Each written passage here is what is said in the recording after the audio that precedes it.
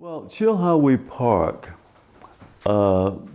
every summer was like it is when the Tennessee Valley Fair comes. You have the Ferris wheels and the Dodgem cars and people riding boats and going through the crazy house and the tunnel of love and paddle boating on the lake. We could do that only once a year on the 8th of August because that was the day that Governor Andrew Johnson in 1863 freed his personal slaves. And so we recognize that as Liberation Day, Freedom Day. And most black people in East Tennessee celebrated the 8th of August as Emancipation Day. We anticipated that day with high expectation. We'd start saving our nickels and dimes in April. I remember I had a little red wagon and I would haul ice for people because a lot of them didn't have refrigerators with ice. So they paid me a nickel or a dime to haul 25 or 50 pounds of ice to their house. I made money that way. I would carry in coal for people. I would chop wood for people. I would run errands for people. And so between February and the 8th of August, sometimes I've saved as much as $5 so that I could ride every ride at Chilhowee Park except the Ferris wheel. It's just like fast elevators. I can't stand fast elevators, and Ferris wheels affect me the same way.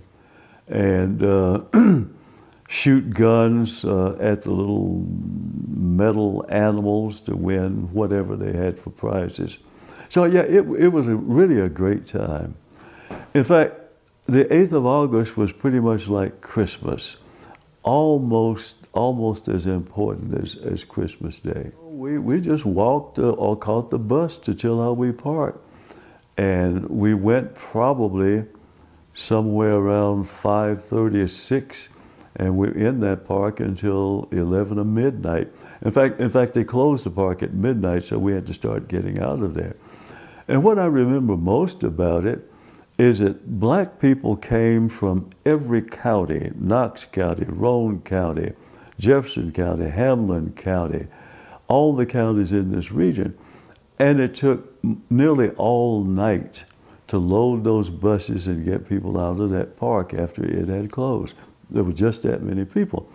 I often joke and say Chilhowee Park made more money that day than it did all year round otherwise. If we went by ourselves, it was just a matter of skipping and running to Chilhowee Park because we were less than 10 blocks from the park. So why spend money on bus fare when you can walk and spend that nickel a dime on cotton candy? The most hurtful time, I suppose, during an 8th of August was when the polio scare was going around, infantile paralysis. So my grandmother ruled the roost, and she said, "You kids are not going to the park this 8th. We said, "What? We've been saving our money?" She said, "Well, infantile paralysis, polio is going around, and you might catch it, so you're not going." We thought Santa Claus had died, you know, but that was the only time that ever happened to us.